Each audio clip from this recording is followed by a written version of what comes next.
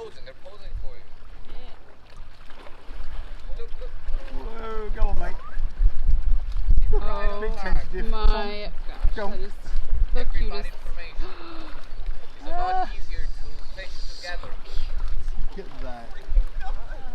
Oh, that's so cute!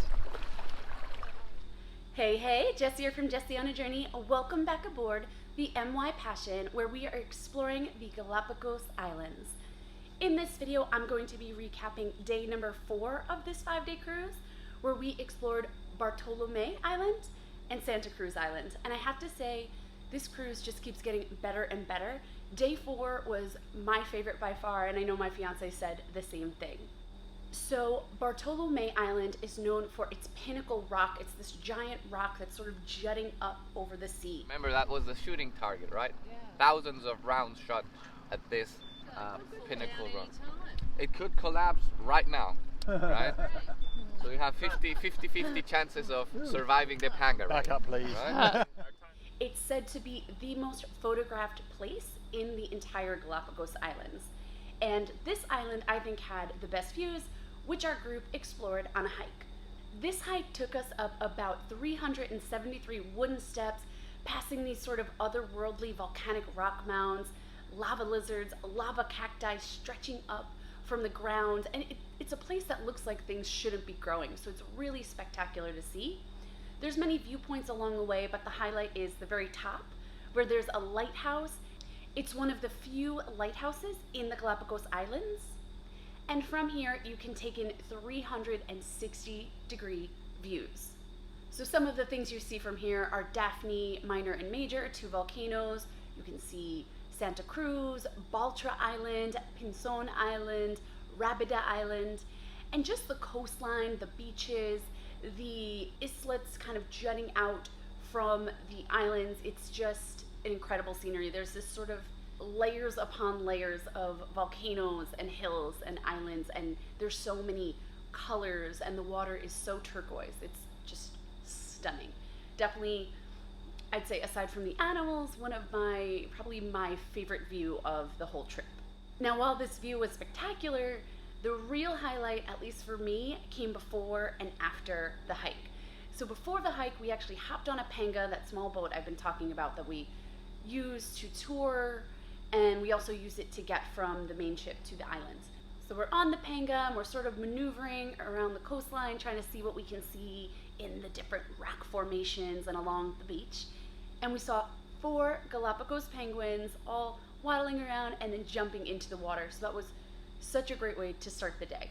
So we did the hike, and then we got back on the panga, made our way back, around that coastline, and we saw 13 Galapagos penguins, all swimming. I mean, I would have thought they were dolphins if Robert wasn't there telling us they were penguins. They were sort of not hopping out of the water like this, but their heads were bobbing and going like that. Robert said he has never seen that many penguins, and he also said it's rare to see them all together kind of doing that bobbing thing. So he was really impressed and excited and telling us we were really, really lucky to get to see this. That was by far the most exciting thing I've seen on this trip. I don't think I've ever seen penguins in real life, so that was amazing, and they're just as cute as you would imagine. It's the most penguins you've ever seen at one time? Right now, 13. Oh, well, before that? Before that, maybe 7. 7, yeah. Now this leads me into a great example of why a small cruise ship at the Galapagos is really beneficial. Because we saw these penguins, Robert, our guide, brought us back to the ship, and we moved our snorkel up a little bit because we were set to snorkel that afternoon so that we could hopefully see the penguins again. If you're on a big cruise ship, we've been told it's really impossible to change things, and the Galapagos is very regulated. You get a permit for a certain time to be at a certain place, but there is a little bit more wiggle room when you're on a small cruise. I mean, we have 7 people on the ship, so it's really easy to kind of be a little more flexible. So we headed back to the boat, we all ran to our rooms, threw on our wetsuits, grabbed our GoPros, hopped back in the panga, and got back to the penguin area as quickly as possible. Hopped right in that water. Yes, it was chilly, but I wasn't even thinking about it because all I was thinking was penguins. And we went up to this big kind of rock, and there was a penguin on top of the rock and then another penguin swimming around the bottom of the rock trying to get up to, you know, see his friend or his mate, whoever it was. The little one kept trying to get up and kept falling in. Finally, the little penguin got up and it was really cute, but we got to see it really close. We saw it from the panga and then we snorkeled up and kind of saw it, you know, keeping a good distance. In the Galapagos, you're supposed to keep 6 feet, but pretty close to the action, and that was really exciting. Then we went to another snorkel spot, and as soon as we hopped in, there was a giant sea lion right in front of me, sort of rolling around, swimming around, being really playful. And then right next to the sea lion were 1 or 2, I couldn't tell if it was the same shark going all around, but at least 1 white-tipped shark. So we got to swim with sharks. That was awesome. I don't remember if I've said this in a previous video, but I came to the Galapagos, I think it was 2012, and one of the highlights for me was getting to swim with hammerheads and white-tipped sharks. I think there were black-tipped sharks and Galapagos sharks too. There was a ton of sharks at Kicker Rock, which was a day trip I did from San Cristobal, and that was, you know, one of the highlights of anything I've ever done during my travels, because it really helped me face my fears.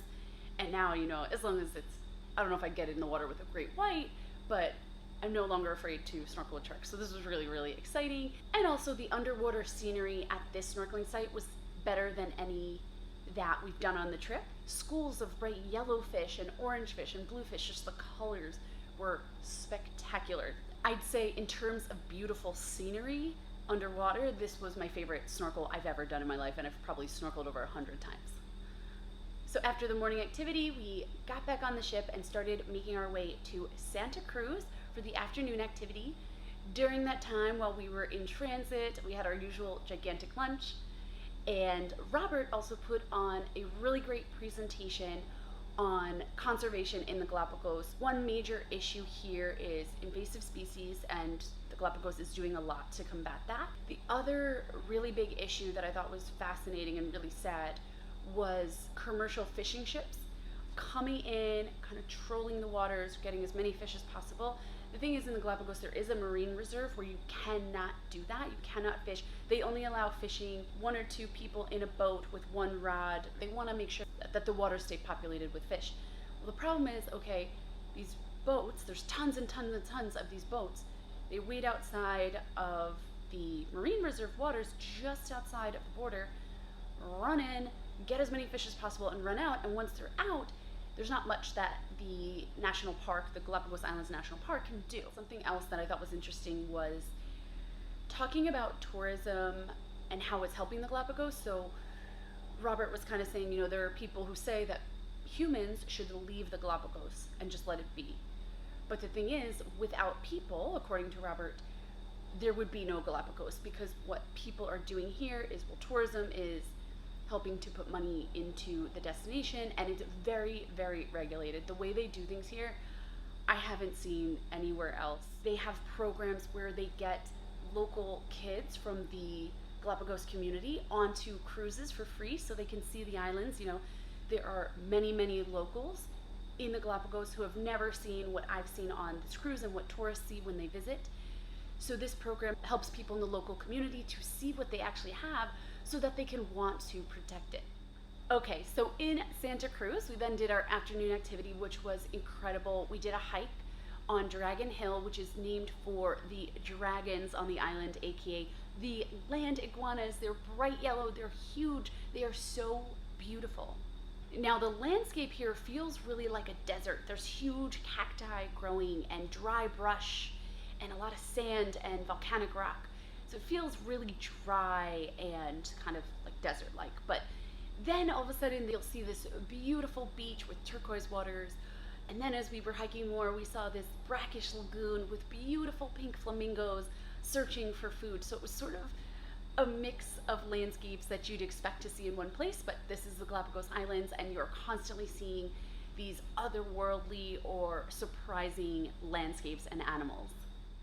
Like with the hike in the morning, there was also a great viewpoint to look forward to. Once we got to the top of this hill, we had a beautiful view of some of the islands to one side, as well as the Santa Cruz highlands in the back, which we're actually visiting today on day 5 of this cruise. And I'll be talking about that in the next video tomorrow. But Spoiler, that's actually where you can see Galapagos tortoises in their natural habitat. So I'm really, really excited because, hello, I'm in the Galapagos and I'm obsessed with animals. Back on the ship, we had our usual cocktails and canapes at sunset. We did our usual briefing, so we knew what was going on the next day. We had our 3-course dinner. But something really special that we did on our last night together was we had a farewell cocktail with the crew. The captain gave a farewell speech that was really beautiful, and he also had the passengers go around in a circle and talk about, you know, memories from the trip, what we were really thankful for. And everyone said such beautiful things, you know, getting to see such incredible wildlife you can't find anywhere else, the incredible service of the crew, the experience of sort of living this luxurious lifestyle that many of us don't usually live, you know, being aboard a yacht, getting to learn about sustainability in the destination, getting to be a part of that.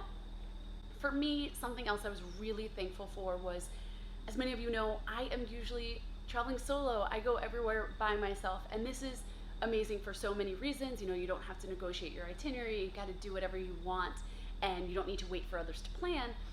But getting to be in the Galapagos Islands with my fiance, who I don't get to travel with very much, and getting to experience these truly unique islands was incredible. I mean, for me, we've been to a few different countries together, had a blast in all of them.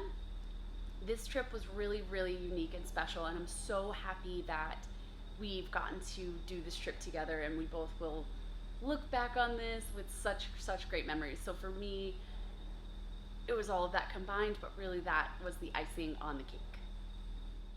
All right, now I hope you enjoyed this video. I'd love to know in the comments, if you visited the Galapagos, what is your favorite experience? And if you haven't visited yet, what is something you'd love to do or see here?